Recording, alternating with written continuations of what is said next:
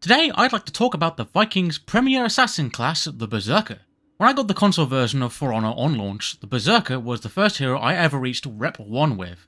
I then proceeded to stop playing the game until after all of the Year 1 heroes came out. I don't remember why, but considering how much the game has improved by then, it was probably the right call. This only being the second video of this series, this is also the first time I get to talk about a hero with some legacy on them, who changed a lot throughout the course of history. Berserker feels like a character whose flow and identity has been strictly improved rather than changed. There are very few heroes in For Honor that don't have some kind of bash attack they can use to mix you up, and even fewer if you deduct weird edge cases like the Raider's out of lock charge. It's pretty much just Berserker and then Peacekeeper Nushir. The other two aren't good, but Berserker is way better than both of them. So why is that? So before we start off, let's contextualize history a little bit. At this point in time, we're not that far away from the big sweeping change that removed Reflex Guard from all of the Assassin class heroes, plus the one hybrid who was cursed to live with it. For posterity, Assassin class heroes, and also Shaolin, used to have their lightweight nature punctuated by a less effective guard system known as Reflex Guard, where even in lock would idle without blocking, and would need to make timed blocks by tapping a block direction. In exchange, every hero with Reflex Guard was given the ability to deflect attacks by dodging in the same direction an attack was coming from, usually leading to exclusive follow-ups. While deflects are good tools with follow-up options that could allow them to maximize smaller punishers, which we'll get to later, they weren't necessarily Reflex Guard exclusive. A good handful of heroes in the cast have superior block dodges that achieve similar results by enhancing your follow-up. And Valkyrie even has her own unique follow-up from this. Reflex Guard was never a big weakness, but it certainly didn't feel great that your block was just worse for almost no reason, especially if your character was already struggling in other areas. It had a couple of smaller, unintended issues that didn't affect heroes with normal guard, and eventually, heroes with Reflex Guard will all switch to the standard on September 2023, in the game's 7th running year. So now the only distinction for which characters get deflects is whichever they feel like, I guess. So where do we start with Berserker specifically? Well, Berserker has always had a strange, antiquated approach to their main strings, but it kind of works and helps keep them feel special. Berserker has an alternating chain with some very strict rules attached to it. Once you start swinging, you can alternate lights and side heavies back and forth in order to keep going until you stop, are stopped, or run out of stamina.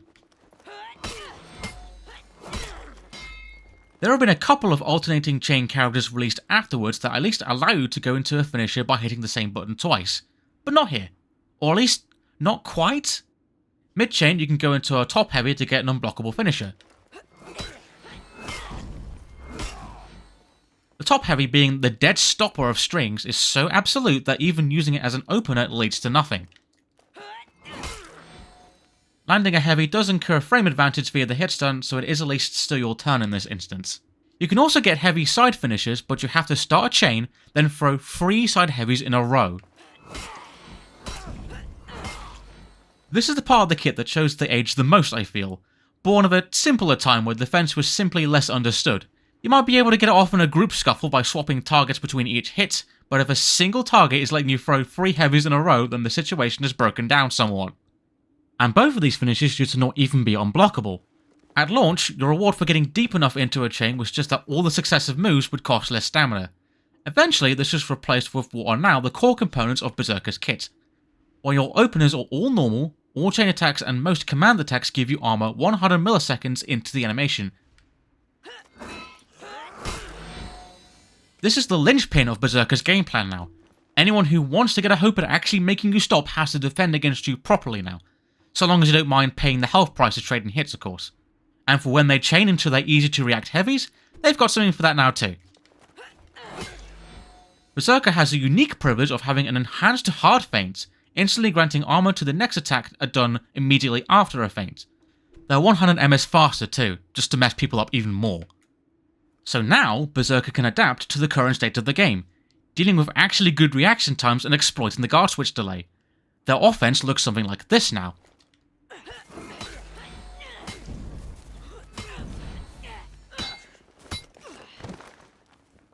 But that's not all.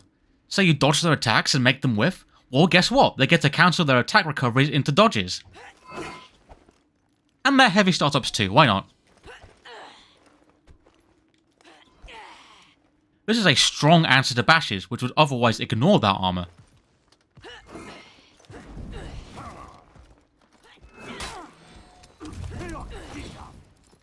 Speaking of, their dodge attack used to be a pretty weak part of their kit. Being input with light meant it can't execute, it pinged off on block so you couldn't chain afterwards, and it was a light parry. Nowadays, all dodge attacks give light parry punishes, the dodge attack is now enhanced, and it's even undodgeable now.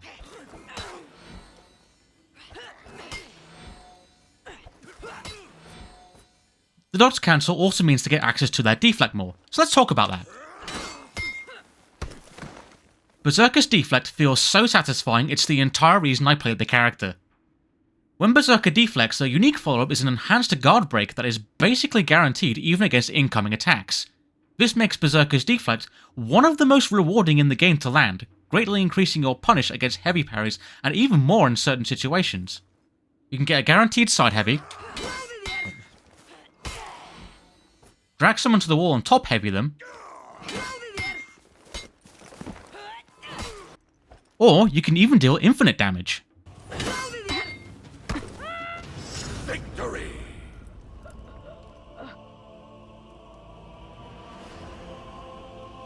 You could also do whiff light into top heavy as a maximal punish if you get a very long distance wall splat, like down to the centimeter perfect.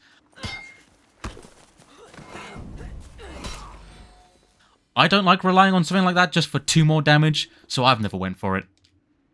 The follow-up has to be done manually with the guard break input, but funnily enough, this used to be automatic on launch.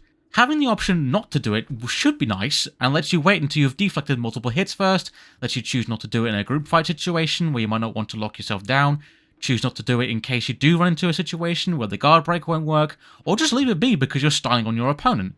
Unfortunately, in my scrubby gameplay, this means I tend to miss the opportunity a lot by not reacting in time, as my thumb tends not to rest over the GB button on a controller. That's a me problem, that's okay. Berserker's other tools include their wacky multi-hit zone attack.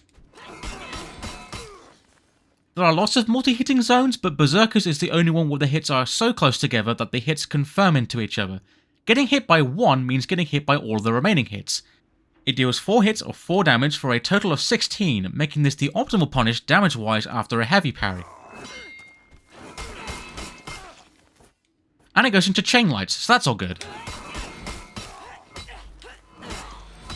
If you block a hit, you can parry any of the subsequent ones, though the timing might not be what you expect. It's worth setting up a bot to practice it just in case.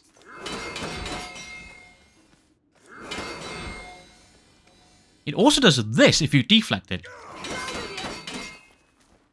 In what is perhaps the most unnecessary move, however, is that you can do a backstep variant of the zone attack that is completely different.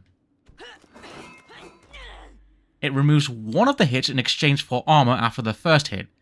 The damage of the regular zone is redistributed over the 3 hits and you move backwards throughout the whole thing. Like, very far backwards. I have never seen this move before in my life.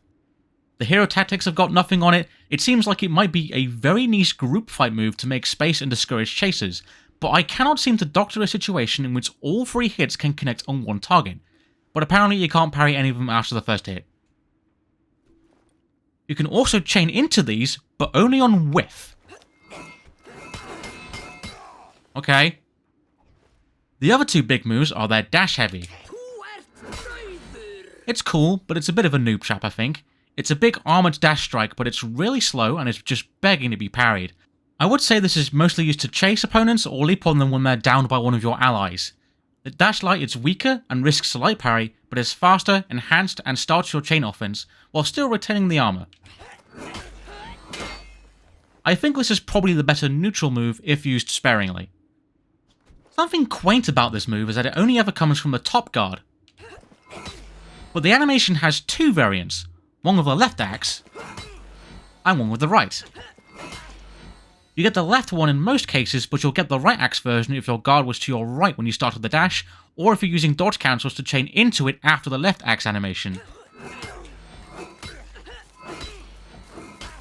Just an attention to detail I thought was neat.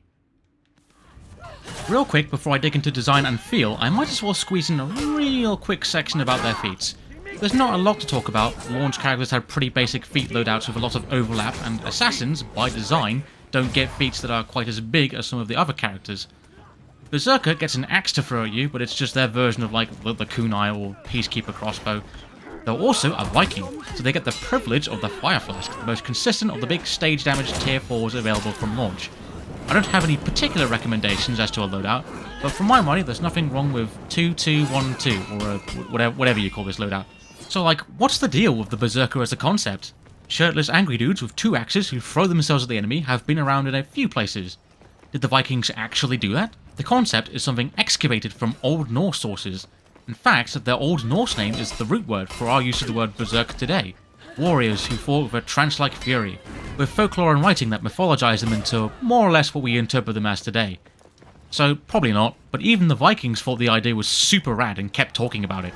They pop up in Norse literature, and even claiming that a few kings had them as guards or deployed them in battle. So with that half-true history lesson in mind, the Berserker and a few other examples within the launch casts were early warning signs of something that to this day causes some friction with certain players. For Honor is a game with a history flavour to it, but it is neither realistic nor particularly historical. For Honor has, for the most part, preferred to focus on the parts of old warfare that have been mythologized or troped into archetypes rather than pure realism, but lots of people go into For Honor thinking that it is supposed to be a realism thing and criticize it on that basis, calling out inaccuracies, saying things are impractical or silly, even when they're not just gamifications of ideas to fit the system. People who think the game should be one thing when it's actually trying to be another.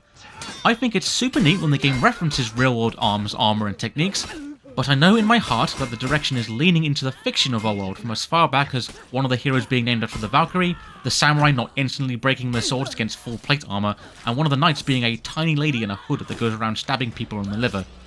Games exist that depict realism, this one's doing its own thing. For my money though, it's kind of interesting that they chose the Berserker to be the Vikings' obligatory light class when normally they're a medium heavyweight type deal. Though currently they have 130 health instead of a more common 120 to 125 of all the other assassins in the game. Probably because they're constantly spending it like currency for armor trades.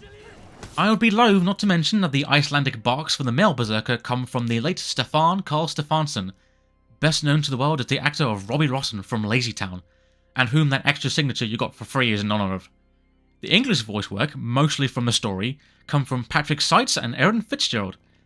They don't need an introduction, their impressive IMDb pages should speak for themselves. I like playing Berserker because their style runs with a constant adrenaline-pumping tempo, like playing a boxer, weaving in and out, taking a cross-counter, going blow for blow in close range. They play fast, and they die fast. Yeah, I'm not so good at them. Taking health from trades adds up a lot faster than you'd think, and they encourage a real cheesy style of play that forms a lot of bad habits for your defense. Since then, there have been characters like Shaolin and Jianhu that are more conventional approaches to a constant offense while having mix-ups that work a bit better and encourage you to actually block stuff, rather than eat an incoming blade like it was a turkey leg. And I'm a lot more comfortable with them. But defeat is the first step to victory, and getting sent to Valhalla in a hurry gives you a lot more thinking time as to how you could have done better.